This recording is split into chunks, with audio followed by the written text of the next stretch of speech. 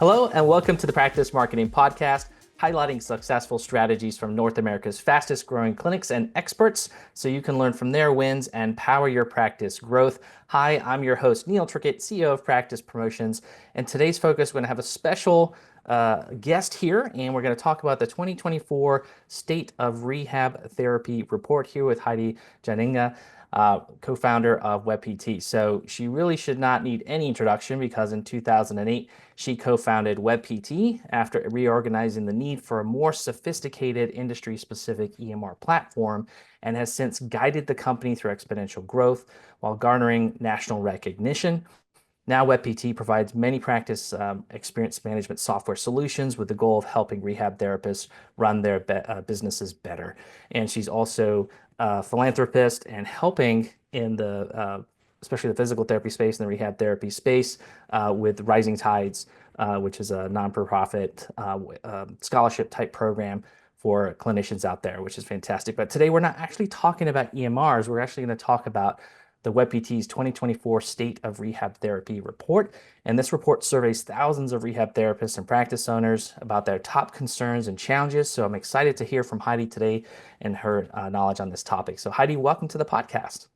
Thank you, Neil. It's so great to be back and excited to talk a little bit about our data and sort of the implications and what it means and what people can do, hopefully, with using this information.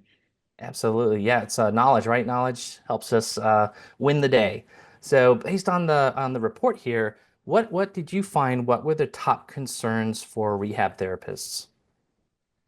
Well, I mean, they aren't new, which is interesting, right? I mean, I feel like we've been battling some of these things for a while, including still the number one thing is the declining insurance reimbursements or payment rates. And that's, been something kind of the bane of our existence since I've been a PT, which is now going on almost 30 years. So that was still the highest one. And then, of course, something we've been really talking about post-pandemic is the burnout.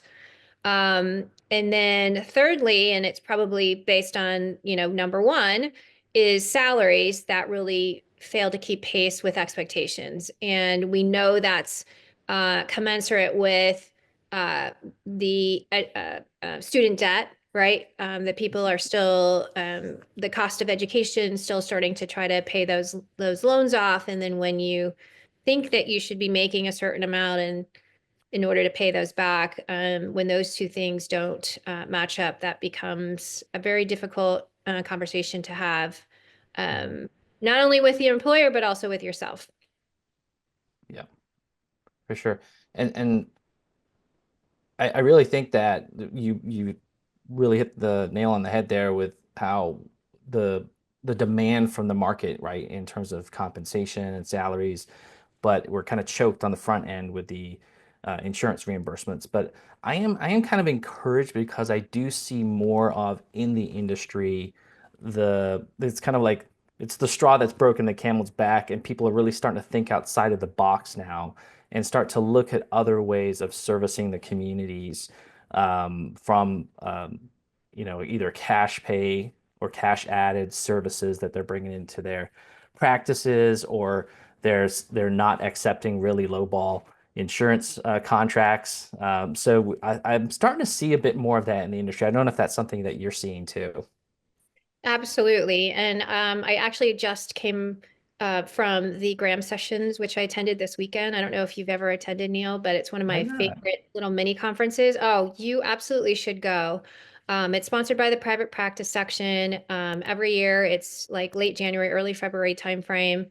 It's more like a think tank than an actual conference, but this was one of the topics that we talked about with regard to, the out of necessity of so many things, including, feedback from providers, and all of these issues that we're dealing with of how do we become creative with meeting the needs and meeting people where they are, Mhm. um, and which hopefully will, damper some of the burnout effects to where we can keep people um, in our profession longer like we used to. Mhm. Yeah, absolutely. And that's the thing. We've got some amazing, talented people that are in our profession, and we got to figure out ways to really keep them in the workforce, right? And keep servicing and not have the draw to other variants of industries and things. But how can we keep them working for us, right? And keep working for our industry. And so let's address that burnout question first, right? Because you've dealt a lot into this and you've talked a lot about this over the years. And your report says that resignations did get a little bit better. They dropped from 11% in 22 to 9.2 in 23. And so, um, does that mean that like 9% of private practice therapists actually resigned in 23? Mhm. That's what that means. Wow. It doesn't Yeah. mean that they resigned and they left the profession as a whole, but this is the kind of turnover that people are experiencing throughout the country. And Hmm. so, as you know, it's so difficult to develop patient rapport, develop physician relationships when you've got this kind of turn. And then the other thing is that there are a percentage of those that are leaving the profession. And so it just doesn't help when we've made so much headway in terms of more people um, understanding the value and starting to understand the value of PT, in which the referral volume is up. Um, Hmm. we just recently kind of did a little bit of, did some research for a blog that I was writing, and we've been pounding this, hey, 10% number that we've talked about, 90% of people don't know about physical therapy or don't understand the value. And so we're only seeing 10% of those who could actually benefit from a physical therapist. That number now is up to 25% in terms of Wow. being that number. I mean, it's coming from United Healthcare in terms of the volume of referrals that are now getting sent to PT for MSK issues. And so that's great. But now Hmm. that we have this provider shortage, right, on the other side of things, and that doesn't add up, right? When you have increased interest, right, and you have provider shortage, usually what happens is prices get to go up.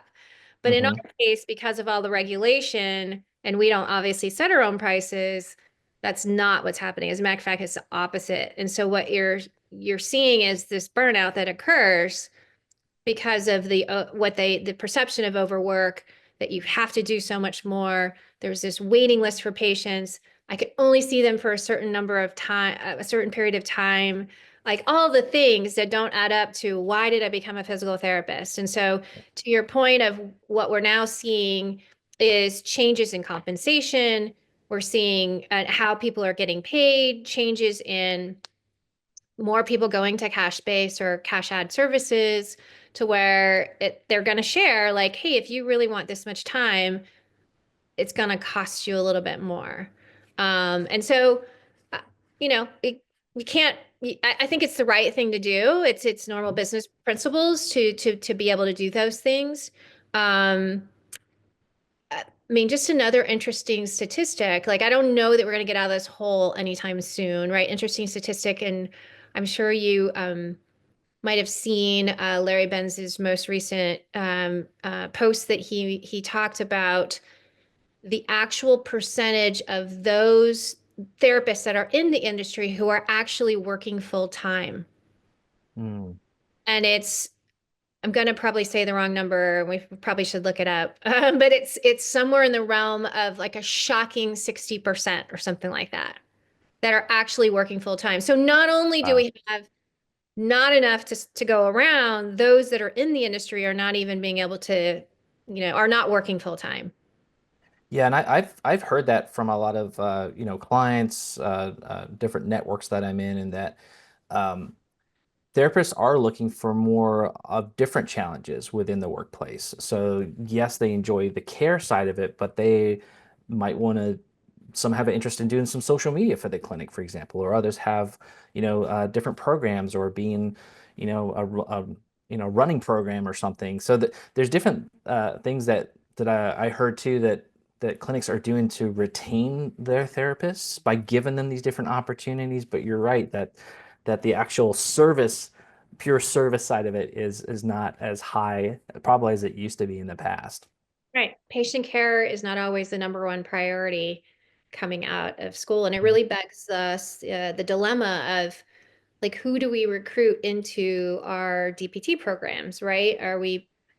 It used to be like the entrepreneurial mindset and like starting your own practice and how many people graduate today thinking that they just want to be an employee, Hmm. Yeah, right? that's different than like when I'm sure you went to school, I went to school, straight on, be a PT, right? Get your head down treating patients thing, and then maybe Yes, one day you'll go into management or, yes. the be a professor or something like that. So, yeah, I think it's a very different, we're different generation, right? Different generational philosophies incorporated into that, and people are, I think, looking for all kinds of different opportunities today than just like you said, just being the employee. Well, in our career pathing, in order to get to management, that means you see less patients, right? And so that's like the celebration where we do this in software development too. It's and we've learned to retrain ourselves to think about there's people that just love what they do. They love treating patients.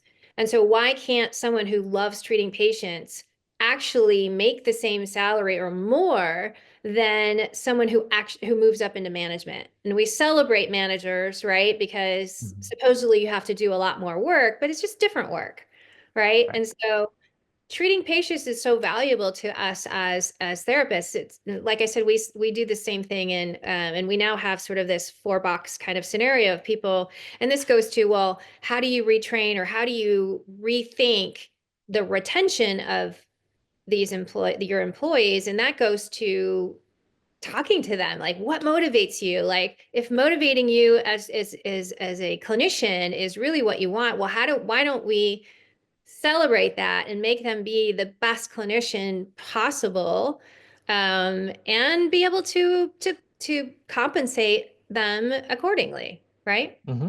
Yeah. And but I totally agree there. And I think that, again, looking from the practice owner side, our listeners out there are practice owners can be like, yeah, that's great. I want to pay him more, but I'm choked on the front end. But that again, I think comes back to what you were talking about before, and I've talked about in other podcasts, which is that we have to start thinking outside the box because we have a very valuable service that we can offer the communities that we work in. And there's a huge demand for wellness and other types of services out there.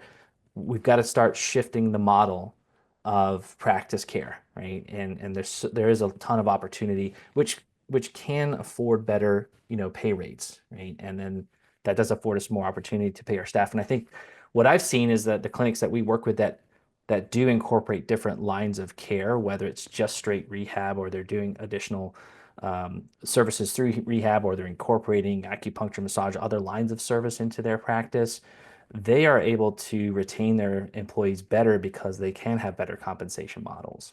Yep. Well, and it's so amazing to hear that we're starting to across the board also get the confidence to be able to stand up to insurance companies to say we're not going to take these crazy lowball insurance rates, right, or payment rates that were more valuable than that. It's about knowing sort of the language, right, of access to care. How many other therapists are there around? Like you've got a lot of bodies here that need our services, like you need to pay up, or at least we're not going to take this low ball. um, right. And so Yeah. pushing back on those contrasts and just not accepting whatever they're willing to give, but instead pushing back with not only you as a practice owner, but also getting your patients to write letters in to for the value of your services that you're providing. So I think there's a lot of positive momentum to try to hopefully, make some changes in this area. But for sure, the adjunct of cash base is really the only way at this point that we see of making significant change as far as compensation capabilities in the short term. Hmm.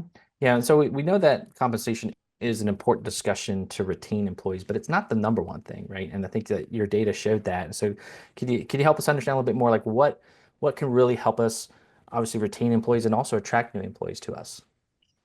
Yeah, so, um, looking for a challenge is interesting, right? Because and I think it's really relationship building. It's going back to um, HR 101 of really understanding and spending time with your employees, understanding what drives them, what motivates them, creating a career path.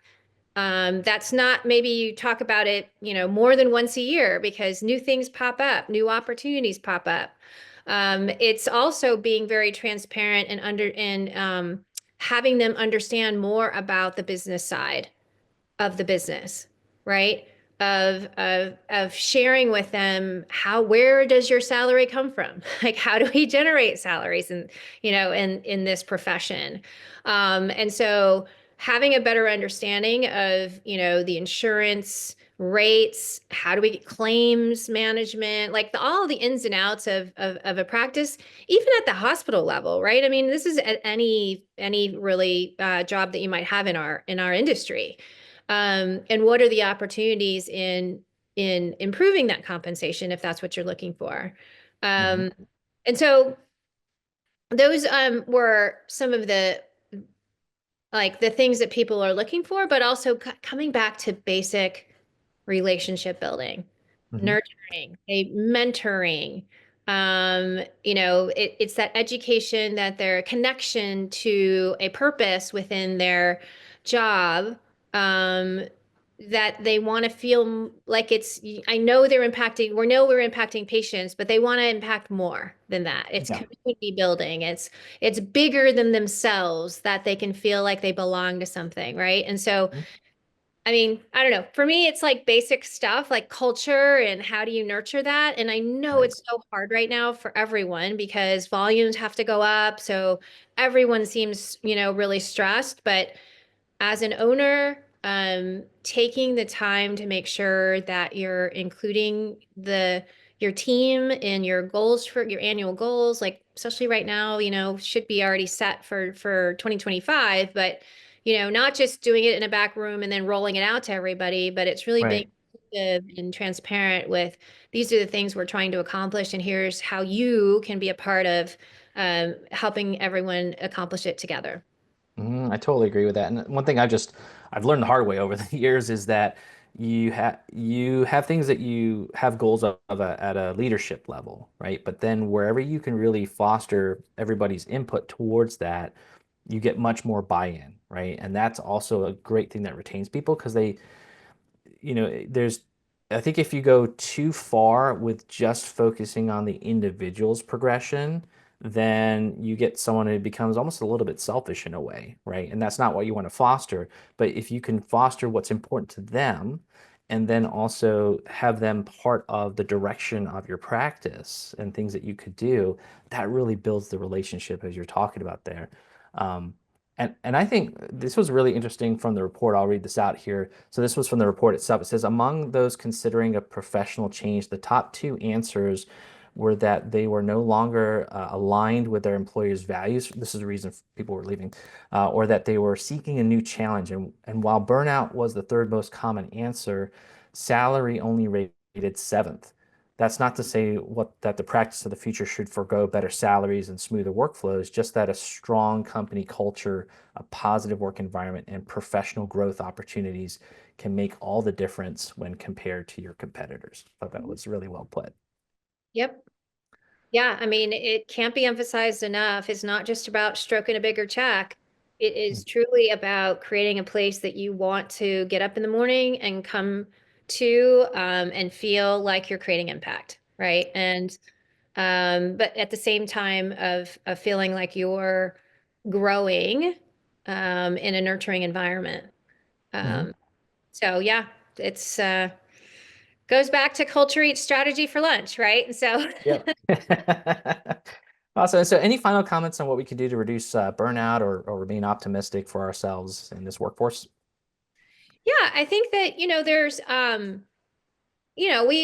it's not all doom and gloom in our industry. Like we are still creating tremendous amount of impact. And I'll just say, as we think about, some things that are changing in our current environment with, leadership, presidency change, and all the things that are trickling down from that, and how, you know, some of the things that we are doing as physical therapists can really be amplified in terms of saving money to the overall healthcare system, the immediate impact that we have on patients.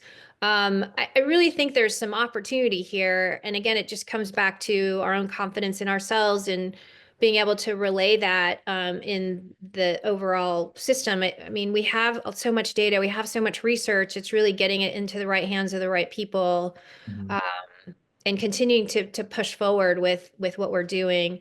Um, as far as, being the MSK primary care providers, and continuing to amplify that through all our messages, whether it's through our patients, advocacy, through the government, wherever we can, continue to beat that drum. Yeah, totally agree. And I know you've talked about this before, and this also was in your report, but talking a little bit about the administrative burden on therapists, right? Because what do? We love treating patients. We love the clinical aspect of it, but I mean, that's one. I mean, I really enjoyed the marketing side. That's why I kind of transitioned from my own private practice to now marketing for clinics. I Yeah. really enjoy that part of it, but I really don't miss the insurance part of it, the documentation, the headaches. I really enjoy treating the patients, and so it's the same thing for our therapists. I mean, they love treating the patients. They, get the frustrations from obviously all the insurance requirements and the documentation requirements and stuff. So, is there ways that we could look at in our practice through automation? Like, how can we reduce the administrative burden on our teams? Yeah, absolutely. And I mean, you know, being the founder of an EMR, you take a lot of hits on the administrative burden. I'll just say that WebPT was founded because of the administrative burden, to try to relieve some of the administrative burden. And what we have seen since the adoption of EMR, from physicians to obviously physical therapists across the healthcare continuum, is that it has enabled more and more and more regulatory change that it can be thought about, as far as being able to roll out uh, so much easier because there's technology to roll these things out. Now, the contrary, that what unfortunately is the contrary to what is real in terms of practice every day, is that there's still these barriers and boundaries now that are starting to close in. And although as an EMR, you're trying to offset to where you're checking all the boxes on behalf of your, provider, that they don't have to do a lot of things, it's still the bane of our existence as treating providers, right? And so Mhm. yes, 100% automation. I mean, AI right now is the hottest thing in healthcare in general. Trying to do a little bit more of taking in the data, learning about what and how you do it to, push forward some suggestions and things that could hopefully speed up the time of your documentation, as well as on the front end and of course on the billing side, whether it's prior authorizations or it's getting your claims paid a little bit faster. All of those things are definitely happening now, and will continue to accelerate as more and more, AI is being incorporated in companies like ours, and others. We have Mhm. a partnership with Prediction Health that is, accelerating as far as the opportunities that they are providing, that get incorporated within WebPT as well. Very cool. Yeah, I think the clinics that really embrace that, AI revolution that's happening right now, how can they speed up efficiencies within the clinic so that the the stuff that we really don't want to have to, have that much attention on all the time, right? From billing to admin to paperwork pushing, whatever it may be, so that we can put more focus on the patients. That does, I think the clinics that will invest in that and put that as a priority, I think that'll help them with their retention aspect of it too, right? And Yeah. so, Really interesting, Neil. We did this, and this is, I'm just fresh off of this data from Graham sessions, and albeit, a small sample size, There was probably 150 people in the room. They divided us into groups of like 10 to 12 people. They mixed up the group to be large practice owners, small practice owners, clinicians, and others. So we had, a very diverse group of people at every table. And our task was to uh, almost they're going to use AI to put all of our answers together that we came up with into one big document to create like what are the things that are tremendously interesting and sitting at my table is that no one mentioned anything about technology. Do you want more freedom in your clinic? Then you need to work on your business, not just in it. The top practice owners know that they need a marketing system that consistently attracts patients from the internet. And at Practice Promotions, we've helped hundreds of practice owners skyrocket to the top of Google and get more new patients from online. Go to practicepromotions.net/kit to get our free practice marketing sample kit. It includes all our digital marketing tips and tricks that will get you new patients from Google. That's practicepromotions.net/kit, KIT, for a free marketing kit. And now back to the show. It was all about people, knowing your clinician, the obvious things, business plan of, location, types of for the services you want to deliver. And even when we got to the scaling part of it, like technology now is a commodity. It is something that just has to happen with starting a practice. Like it's not like these novel ideas like, oh my God, like I have to make sure that as X, Y, and Z, like it's kind of a commodity now. And so to your point of this AI revolution, AI doesn't just exist on itself. It has to start with data, right? And so having the overlay of AI on top of your EMR, really where all of that is the source of data, it's the source of learning, it's how you interact with each patient, like your behaviors, right? And it's got to be able to learn those things through the data of your EMR. But I just found that fascinating that even today and where we are, clinicians at heart are all about people, right? Yeah, People, relationships, and our more traditional way of, and maybe our differentiator. I think it's our differentiator and will continue to be our differentiator of us being the provider that still is willing to put your hands on patients. absolutely. Yeah, I think that is um, one of the big differences in us compared to a lot of the other medical providers out there. The amount of time that we actually get to spend with our patients, right, and changing Yeah. their lives is, which is key there. Um, and and so continuing on with your report here, you did talk in the report too about declining insurance reimbursements and some of the things that we can look at, like what you're seeing in the market with that. So um, you mentioned this a little bit before, but the report talked about rehab therapists finally saying no to bad insurance contracts. Like what kind of things have you seen there? Yeah, I mean, definitely a lot more folks going out of network.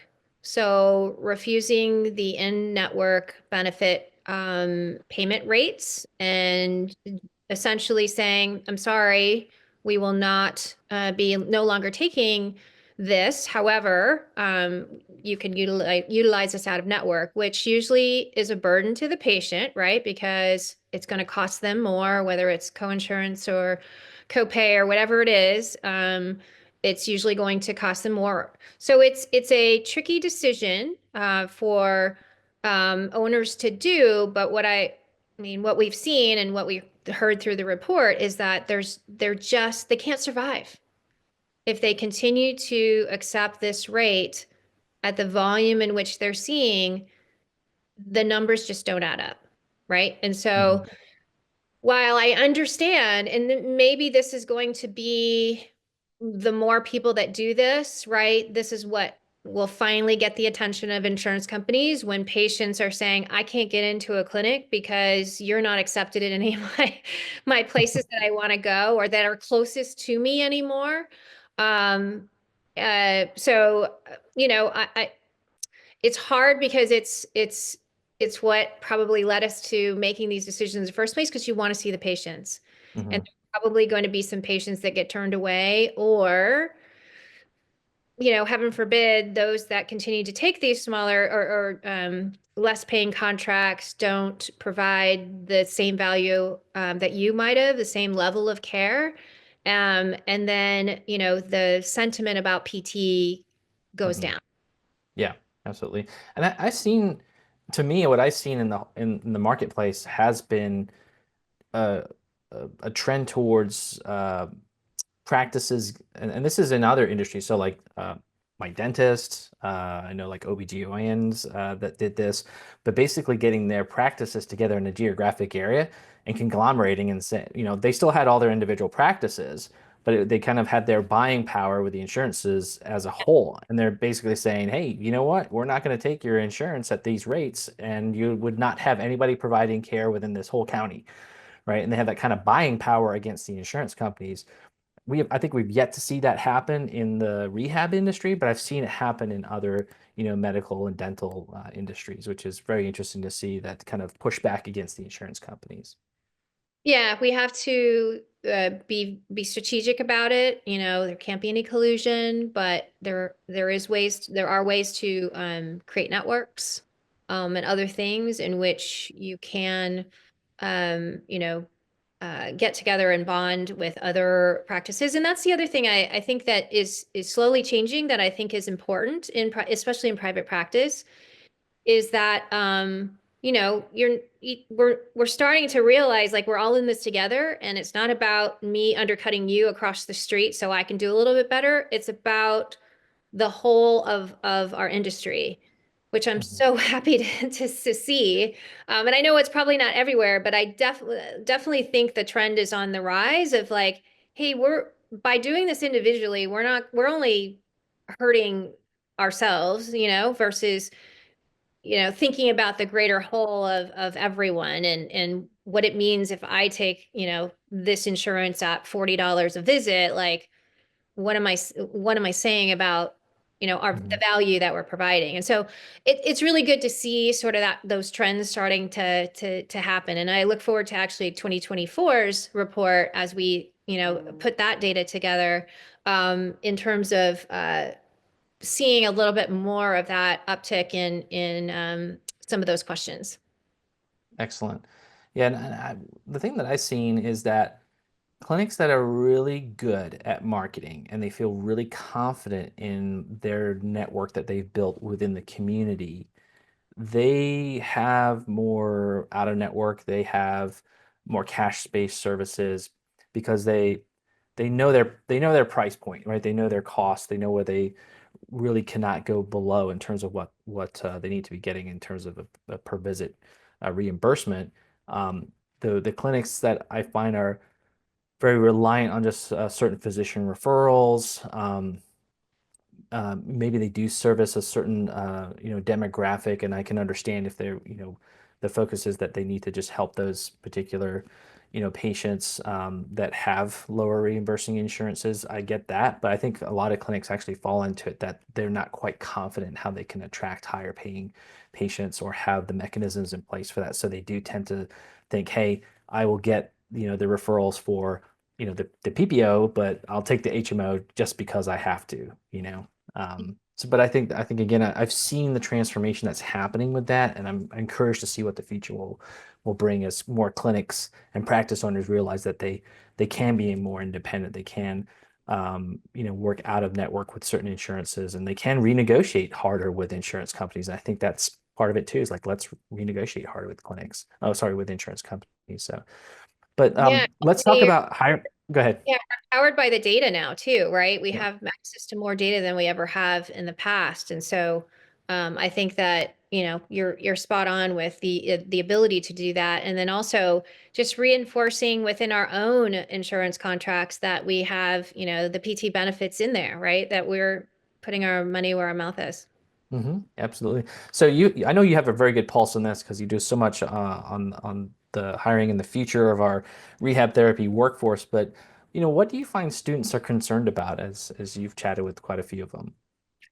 Yeah, it's been great to, have this direct interaction with so many students now through our Rising Tide Foundation. And the students that are coming out Well, unfortunately, they're less confident than I felt like maybe you and I were when we graduated, ready to tackle, any patient that happened to walk in the door. They're very concerned about hurting people. They don't want to do anything to harm or to not, continue on with this. Oh my gosh, we have to serve value every day. Um, so they're concerned about that. So they don't have the confidence, I think, to jump out and immediately treat, any patient that walks in, or they really are looking for mentoring when they get out, that they aren't going to be super independent. That's So a that great point. And I've seen that some of our top performing clients that are really awesome at attracting therapists, especially students, right? And internship programs and especially new grads, they have very robust mentorship programs. And I think that's something that new grads have always sought out, but probably more in today's world, like what you're talking about. And it's really interesting to hear what you're saying there about the just that different mindset, right? So we have to adapt to that, and maybe within our mentorship programs, um, have ways to encourage people, not that you're not going to hurt someone, right? Or there's ways to prevent that, or to feel more like how can we build confidence basically in our new grads quickly. well, I think it's really hard, right? I mean, we are now very specialized in what we do in different practices, right? So we have pelvic health specific practices, we have orthopedic, practices, which in general see, but within there you have dry needling, you have, a lot of these sort of interesting specialty aspects that students are coming out as a generalist. And Mhm. I think there's just so many more of these opportunities than when you and I graduated out of school, to where being a generalist, it's kind of like being a primary care provider, right? But now you have all these specialty, and it's why so many students now are just also not graduating and going out into the workforce. No, no, no, I got to go do a residency program. Like that's the Mm. other thing. I would say probably 60% of our scholars absolutely think they should and must do a residency program to decide their specialty, become much more um, uh, well versed in that specialty before they want to go out. And then when they go out, they want to see that finite sort of group of patients. Interesting. So we have sort of, set ourselves up a little bit for this. But I just feel like there's a mismatch right now. We haven't sort of matched up what's happening in reality to education, right? Whether, Yeah. and I'm not sure who's behind. Like it keeps changing. I know, students are definitely a little bit more behind on some of the business aspects of things, but with regard to like the specialty practice, like are we doing it a disservice in, I mean, I don't think we are because the patients are demanding it. And there's enough patients to go around, but we're now creating much more of these specialty practices or lanes even within a larger practice, that it's like, how do I come in and be a generalist? Mhm. Right? Yeah. Very, very interesting. Information there, because I think like if I had a practice today, that would really help me think in a different way of attracting new grads and working with them, and what could we offer that would help us stand out as a competitor, in the marketplace. Why would they come work for us, right? I definitely put a lot of attention on the mentorship programs and training programs within the clinic. That could be a great avenue for a lot of practices out there. If you don't really have a very good, internship or mentorship program in place, that's something you could put some effort into and transform your ability to recruit new grads and new hires, right? Yeah. So you are a super expert in this, but let's talk about technology's place in the practice. And so, what is that kind of biggest technology pain point for practices that you've seen here? Um, well, of course, it's the efficiency of the documentation system still remains the number one issue, right? How much do I need to document? And now, can I just, you know, talk into a room and, the room will listen to me and it will create a note for me. We're moving in that direction as far as ambient documentation eventually to be much more, you know, a lot less effort on the provider side. So, which hopefully empowers again what, part of our mission is to allow the therapist to get back to treating, hands-on patients, putting hands on patients, which is what we all love and would love to do for all the time that we spend with our patients and not having to document. But it's really now not just about documentation, of course. It's technology runs an entire practice, right? From, your marketing to obviously the front office, all of the things in between, to your billing and all of that. So it's really now looking for that sort of one integrated platform that makes this side of is more like the easy button, this side of the practice experience to be as easy, seamless, and effortless as possible. Mhm. I'm curious on your side in WebPT, do you find that um, people don't take advantage of all the different tools or systems that they get? They kind of gravitate just say on documentation or just on billing. I'm curious on that aspect because I know you offer a wide variety of different, software tools. Yeah, and we're still at first and foremost like an education company, I feel like a lot of times because especially we've gained a lot of notoriety with our experience on the business side, right? Well, so having to understand what are the solutions what are the problems that you're incurring so that we can apply the right solution to that and through technology.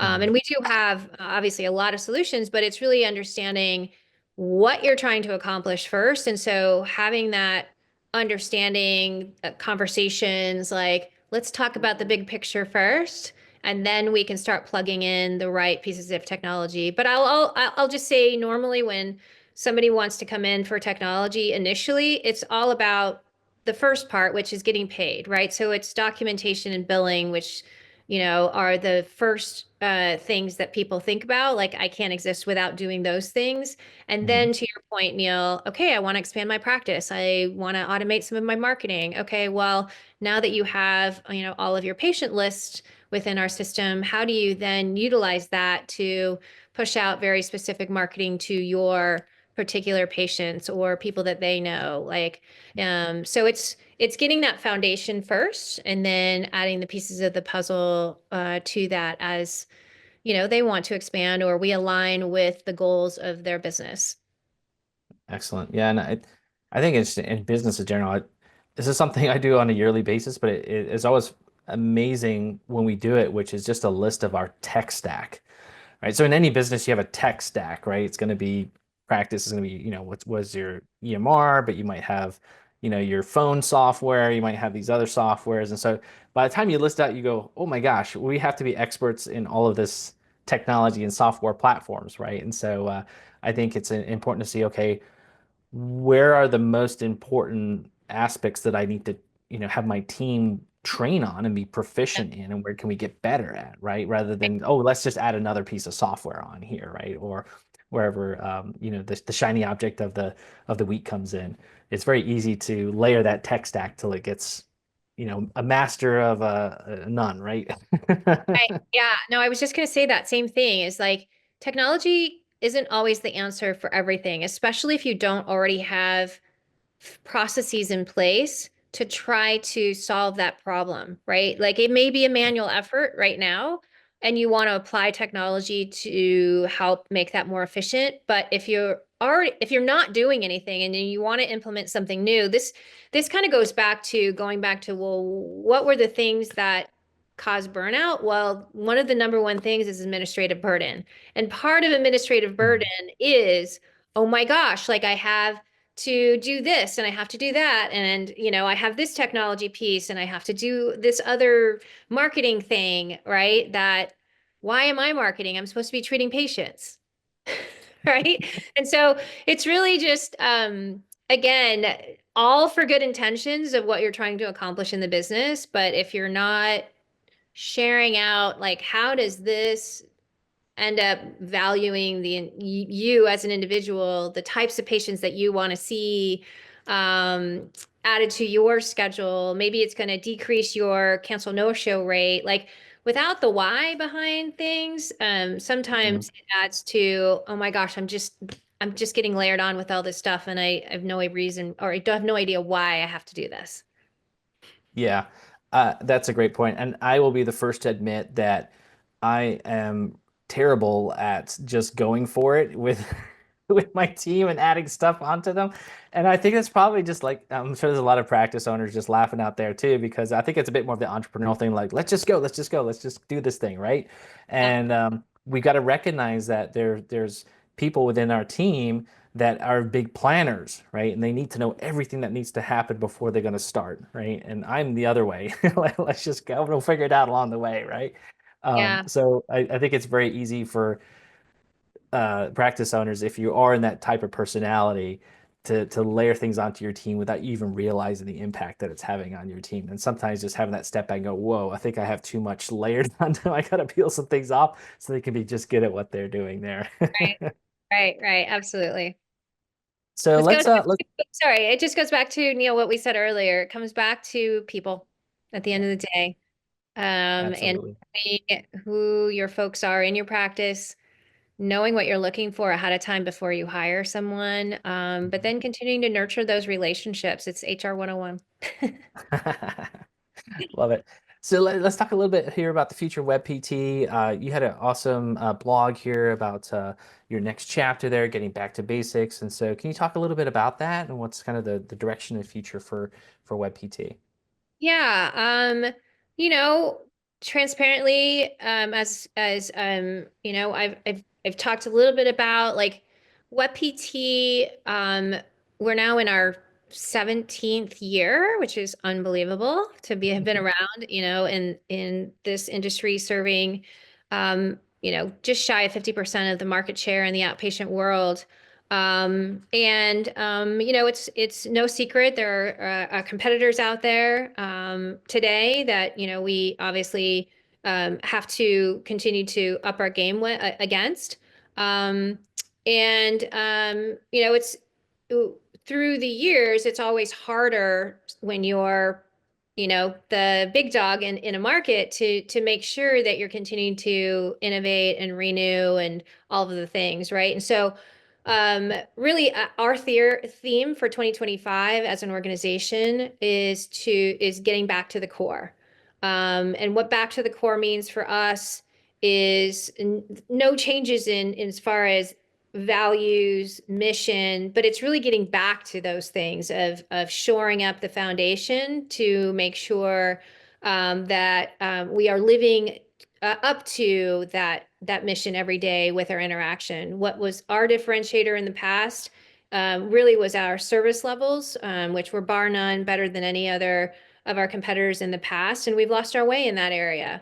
And so bringing on a few new folks in the organization, promoting some folks who have been here and know the what that means to be part of WebPT and knowing what that means to what those service levels entail are really going to help us as we revive, if you will, some of the important aspects of what it means to be part of WebPT and what it means to serve our members, right? We continue to call our customers members because they are part of our community and we are partners with them. We haven't not lived up to that partner name here over the last couple of years, but we are definitely moving in the right direction to get back to what people have known and expect from us as a brand.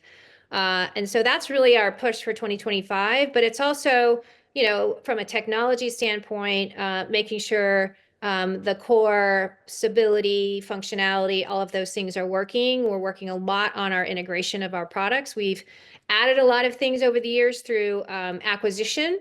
And so making sure those are really integrating and working together optimally. And then, of course, layering on these new technologies of AI to help with the efficiency and improvement of ease of use of all of our products together. Fantastic. Looks like you're working on a tremendous amount of stuff over there. So congratulations on that. And I think that's probably a great thing because I think we've gone through this too, and I think it's just all part of that natural business cycle of as you get to a mature company, right? Kind of you need that next level of innovation. And I think for some of our probably more established practices out there that have been around for a while, gotten to a certain size, you a lot of times it is getting back to those basics or getting back to those core things that got you to where you are, right? And it's very fascinating in business how those you kind of get off tracks sometimes, right, on those things because you've got so many other things that you're working on and moving after um, that you need to kind of come back. And so I think that's a very good thing that you're looking at there. I've certainly done that in my business too. We made some big changes with that last year and getting back to core values and service and everything there. So that's again been very, very good for us and our clients there. So I think it's just one of those things that happens in business and just being able to recognize it and get back to what makes things really, work and service the customer, right? Well, we've been so good over the years of being in tune and listening to our membership to drive the right things in the business. And I think sometimes when you've had so much success, you start to try to anticipate, which you should anticipate at some, to a certain extent of knowing what's coming before, anyone else or even they know what's coming, right? But Hmm.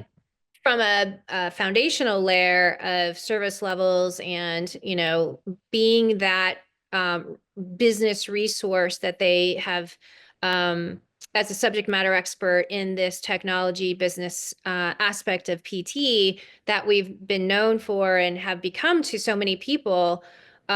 Without that as the foundation, it's the technology and everything layered on top of that is frankly just not as important, right? You've got to be that trusted resource.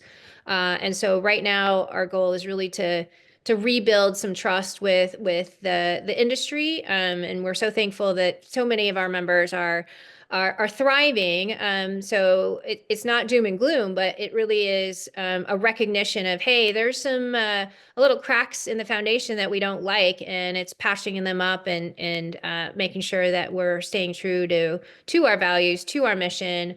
And that's really what Back to the Core is meaning to us this year. Excellent. Yeah. Love it. So, so Heidi, you gave us a tremendous amount of great information today, and if for our audience out there, you should definitely download that the State of Rehab Therapy report from WebPT. Tons of great data in there that you can use to shape your strategies. So Heidi, from our conversations today, is there any kind of final advice you would give to our audience out there in terms of helping them grow their business here in 2025?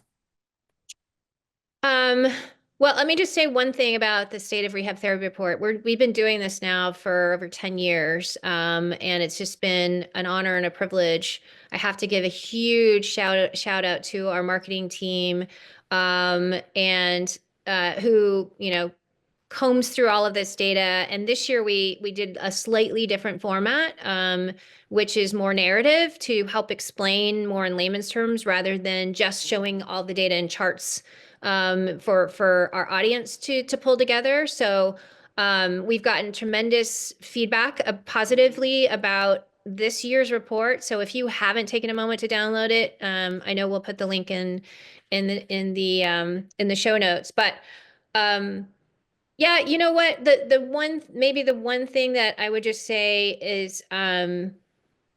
is really to take a hard look at what you're trying to accomplish with the business. We didn't talk about one of the other, especially for a smaller private practice owner. One of the other big areas was, how do I remain independent and not get swallowed up by these larger enterprise organizations? Like, do I stay independent or do I just sell my practice to one of these larger organizations?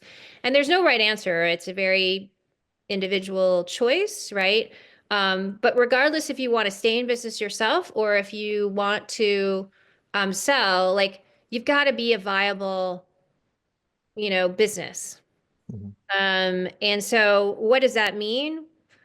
Well, it's to really make sure that you do have a grasp of understanding the business metrics, the information that drives your business. And so, selfishly, I'm going to say that technology helps with that because if you don't know how to, like, we will serve you up with metrics within, as an example, within WebPT. to where we can be helpful in really making sure that you can see changes in your business so you can remain stable. You have then the opportunity to see how, if you have other therapists in your practice, how they're doing, they can get feedback. So anyway, it's really about finding the technology platform that is going to assist you, partner with you to be able to continue to stabilize and hopefully grow your business if that's the goal that you want to do. Great advice there. Heidi, thank you so much for all your amazing insights today, especially going over the 2024 State of Rehab Therapy report there. So again, that'll be in our show notes, and I will also send that out to our subscribers and listeners out there so that you can get that. It's free, so I definitely encourage you to download that. And then we'll also put a link for Heidi's foundation, Rising Tide Foundation, which is a fantastic organization. So definitely take a look at that, help support that. It's the next generation of therapists coming into the workforce. So she's doing some fantastic work there. So thank you, Heidi, for all your insight today. Really appreciate having you on the podcast. Thanks, And Neil. Really appreciate the opportunity and all that you it's do, all all you do for our industry. Really appreciate it. fantastic. Thank you so much. And same to you. Thank you for all that you've done for our industry, which is a tremendous amount. And so to our listeners out there, don't forget to subscribe to our podcast as well as our YouTube channel. And we've got tons of free advice for you on our practicepromotions.net. So go there and get lots of marketing tips and business tips to run your practice. This is Neil Trickett from Practice Promotions and the Practice Marketing Podcast, wishing you much success in your practice.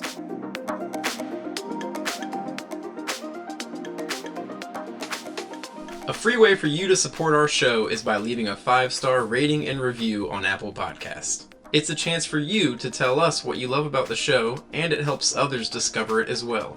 Just scroll down to ratings and review on your phone and click Write a Review. Thanks.